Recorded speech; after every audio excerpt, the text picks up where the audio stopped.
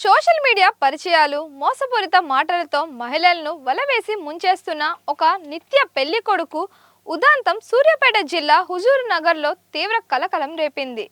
న్యాయం కోసం ఏకంగా ఒక దివ్యాంగురాలైన అడ్వకేట్ పోలీస్ స్టేషన్ ముందే నిరసనకు దిగడం స్థానికంగా సంచలనంగా మారింది.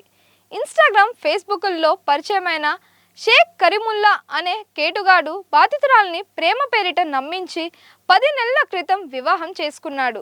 ఆ తర్వాత హుజూర్ నగర్లో భార్యను ఒంటరిగా వదిలేసి ఆమె వద్ద ఉన్న సుమారు 7,50,000 నగదుతో పాటు ఇంట్లోని ఫర్నిచర్ను కూడా పట్టుకొని కనిపించకుండా పారిపోయాడు. దీంతో బాధితురాలు 8 నెలల క్రితం పోలీసులకు ఫిర్యాదు చేయగా మిస్సింగ్ కేసు నమోదైంది. పోలీసుల పురోగతి కోసం వేచి చూసి విసిగిపోయిన బాధితురాలు నిన్న స్వయంగా నిందితుడు కరీముల్లాను పట్టుకొని పోలీసులకు అప్పగించింది. అయితే తెల్లారేసరికి స్టేషన్లో కరీముల్లా కనిపించకపోవడంతో షాక్కి గురైన బాధితురాలు పోలీసుల తీరుపై తీవ్ర ఆగ్రహం వ్యక్తం చేశారు. ఆమెకు అండగా హుజూర్ నగర్ బార్ అసోసియేషన్ అడ్వకేట్లు తరలివచ్చి పోలీస్ స్టేషన్ ఎదుట నిరసన చేపట్టారు. ఈ ఘటనపై హుజూర్ నగర్ ఎస్ఐ స్పందిస్తూ missing case transfer Huzur Nagar police స్టేషన్కు రాకముందే జరిగిందని స్పష్టం చేశారు. అయినప్పటికీ బాధితురాలు ఆవేదనకు అర్థం చేసుకొని తమ వంతు కృషి చేసి కరీముల్లాను రప్పించడం జరిగిందన్నారు.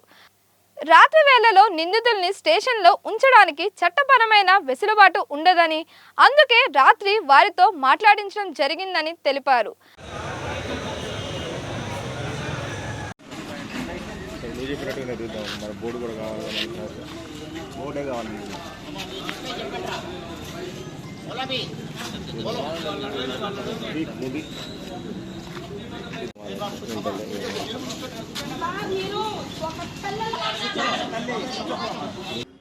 నేను ఇక్కడ హుజూర్నగర్ స్థానిక న్యాయస్థాన భవనములలో 8 సంవత్సరాల నుంచి జూనియర్ న్యాయవాదిగా పనిచేస్తున్నాను.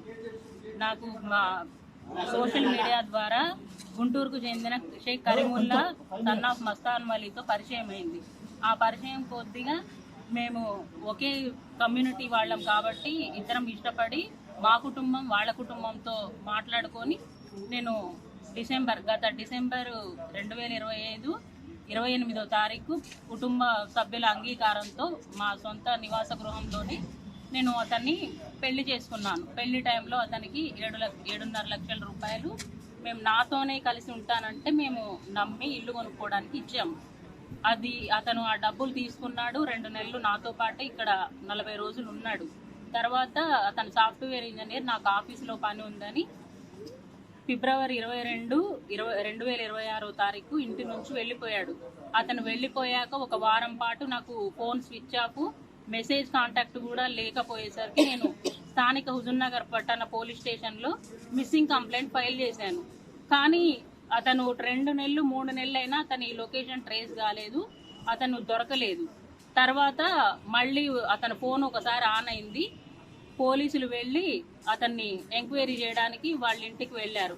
వాళ్ళ అక్క, మా పెళ్లికి వచ్చిన పెద్ద మనిషి అందరూ పక్క ఇళ్లలోనే ఉన్నారు.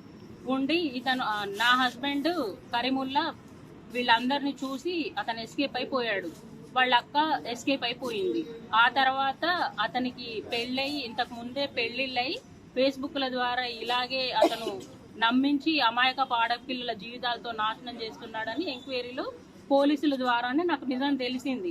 ఆ తర్వాత నేను ఎస్ఐ గారిని కలిస్తే ఇది మిస్సింగ్ కంప్లైంట్ నేను ఇచ్చాను సార్, ఇప్పుడు అతను నన్ను చీటింగ్ చేశాడని తెలిసింది, నా డబ్బులు కూడా పోయాయి, మరి నేను పిటిషన్ ఇస్తాను అంటే లేదమ్మా ఇప్పుడు మిస్సింగ్ కంప్లైంట్ నడుస్తుంది కాబట్టి అతను దొరికాక మేము ఎఫ్ఐఆర్ ఫైల్ చేస్తాం, ఇప్పటి వరకు అయితే నేను 2 ఎఫ్ఐఆర్లు ఫైల్ చేయలేను అని గత SHO గారు చెప్పారు. ఆ తర్వాత 6 నెలలు, ఇప్పుడు నేను కంప్లైంట్ ఫైల్ చేసి కూడా 6 నెలలు అవుతుంది. అతని నెంబర్ లొకేషన్ కాలేదు అని చెప్పి పోలీసులు ఇప్పటి వరకు నాకేం న్యాయం చేయలేదు.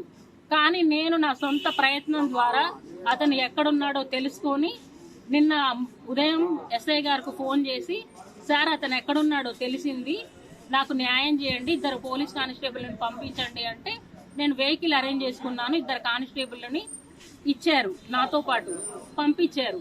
అతన్ని రెడీ హ్యాండెడ్గా సంఖ్యలతోటి తీసుకొచ్చిన తర్వాత మేము ఈ నైట్ ఇక్కడ ఉంచుకోము, మీరే తీసుకెళ్ళిపోండి అంటే, లేదు సార్ అతను మోసం చేసిన వాడు, రేపు నన్ను ఏమైనా చేస్తాడు, నాకు ఒక అన్నయ్య లేడు, ఒక అమ్మ నాన్న లేరు, ఎవరు లేరు, నేను తీసుకెళ్ళనని చెప్పా.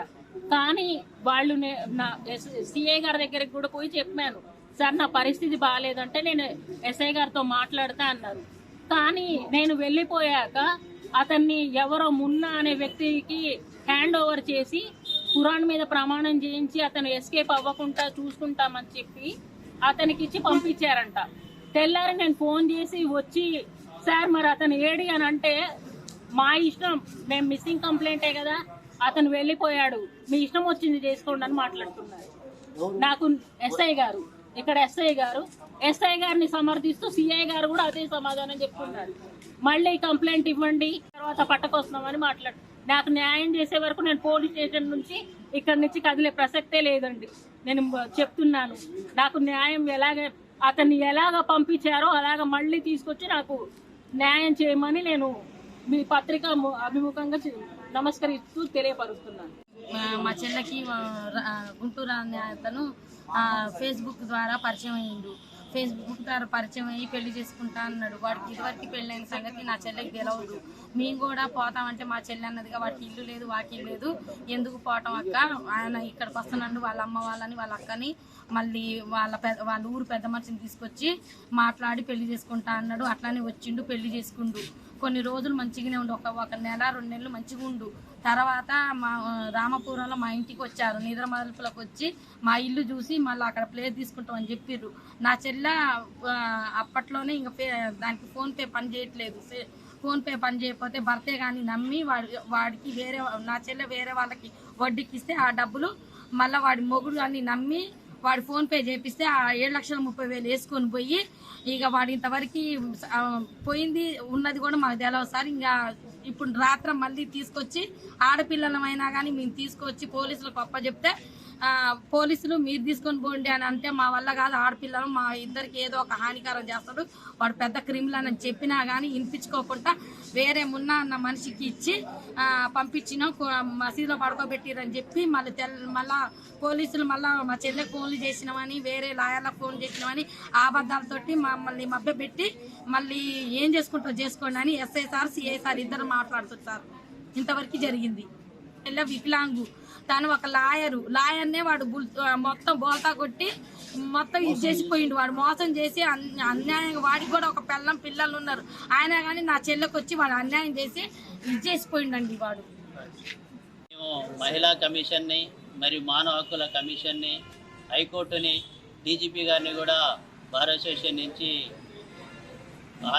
ఆశ్రయించి న్యాయం జరిగే వరకు మా యొక్క పోరాటం సాగుతుందని చెప్పేసి ఈ సందర్భంగా మీకు తెలియజేస్తున్నాం.